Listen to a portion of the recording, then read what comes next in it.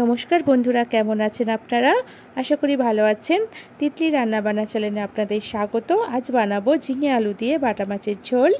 এর জন্য আমি এখানে আগের থেকে নুন হলুদ মাখিয়ে রেখেছি বাটা মাছগুলোকে।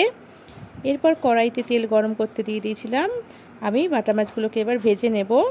দেখুন বাটা মাছগুলো কিন্তু ডিম হয়েছে।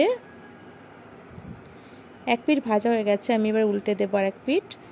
দু পিঠ ভালো করে ভাজা হয়ে গেলে আমি এবার তুলে নেব। মাছগুলো ভাজা হয়ে গেছে, আমি তুলে নিয়েছি। আমি এখানে ঝিঙে আর আলুটা কেটে রেখেছি, আর দেব পেঁয়াজ কুচানো আর লঙ্কা চিড়ে রেখেছি। আমি মাছ ভাজা তেলের মধ্যে 5 ফোড়ন দিয়ে দিলাম। আপনারা কালো জিরে ফোড়ন দিয়েও করতে পারেন, আমি 5 ফোড়ন দিয়ে করলাম। এবার আমি তার মধ্যে পেঁয়াজ আর কেটে চিড়ে রাখা কাঁচা লঙ্কা দিয়ে ভালো করে ভেজে নেব। পেঁয়াজটা ভাজা হয়ে গেছে, এরপর আমি ঝিঙে আর আলুটা দিয়ে দিলাম, দিয়ে আবারও ভাজতে থাকবো। দেখুন ভাজা হয়ে গেছে। এরপর আমি এর মধ্যে লবণ, হলুদ গুঁড়ো, জিরে গুঁড়ো,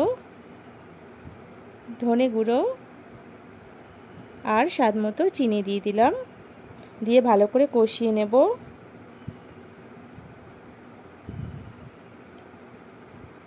কষানো হয়ে গেছে, আমি এবার এর মধ্যে জল দিয়ে দিলাম। এরপর আমি ঢাকা দিয়ে 15 মিনিট রেখে দেবো। ঢাকা খুলে দেখে নেব সিদ্ধ হয়েছে কি আলুগুলো। দেখুন আলুগুলো ভালো সিদ্ধ হয়ে গেছে। এরপর ভালো করে নেড়ে চেড়ে ভেজে রাখা মাছগুলো দিয়ে দিলাম। আমি কিন্তু কাঁচা লঙ্কা দিয়েই রান্নাটা করি।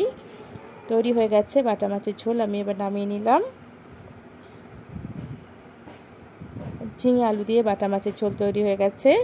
আপনাদের যদি ভালো লাগে আপনারাও বাড়িতে বানিয়ে দেখবেন এবং আমার চ্যানেলটিকে লাইক শেয়ার অ্যান্ড সাবস্ক্রাইব করে দেবেন পাশে থেকে।